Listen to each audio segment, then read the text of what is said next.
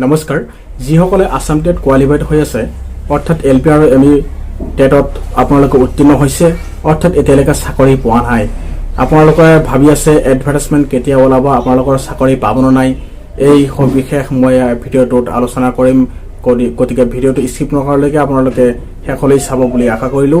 এতিয়া কথা হ'ল যিসকলে টেট কোৱালিফাইড হৈ আছে তেওঁলোকৰ কাৰণে খুবেই ভাল তেওঁলোকে চাকৰিটো নিশ্চয় এদিন হলেও পাব এতিয়া আমি হয়তো আশা কৰো আপোনালোকৰ জবটো সোনকালে হৈ যাক আপোনালোকৰ খুব ভাল লাগিব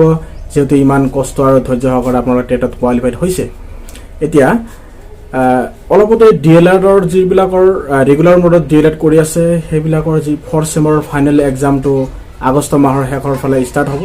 তেওঁলোকৰ এক্সামটো শেষৰ লগে লগে ৰিজাল্ট হওঁতে হয়তো আপোনালোকৰ ছেপ্টেম্বৰ মাহত ওলাব ছেপ্টেম্বৰ মাহৰ ভিতৰতেই এছএছৰ এডভাৰটাইজমেন্ট ওলোৱাৰ পূৰ্ণ সম্ভাৱনা আছে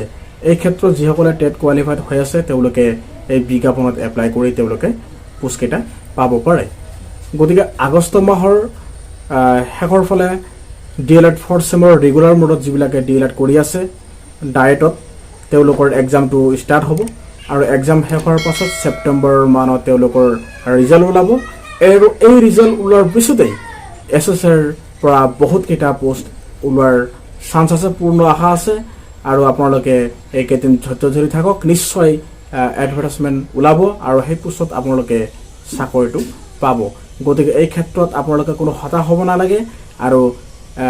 এই চেগতে আপোনালোকক আৰু এটা কথা জনাই থওঁ যিবিলাকৰ স্ক'ৰ কম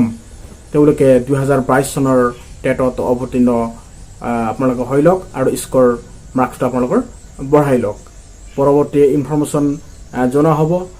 আৰু ইনফৰমেশ্যন পাবৰ কাৰণে আপোনালোকে এতিয়া চেনেলটো ছাবস্ক্ৰাইব কৰিবলৈ আশা কৰিলোঁ ধন্যবাদ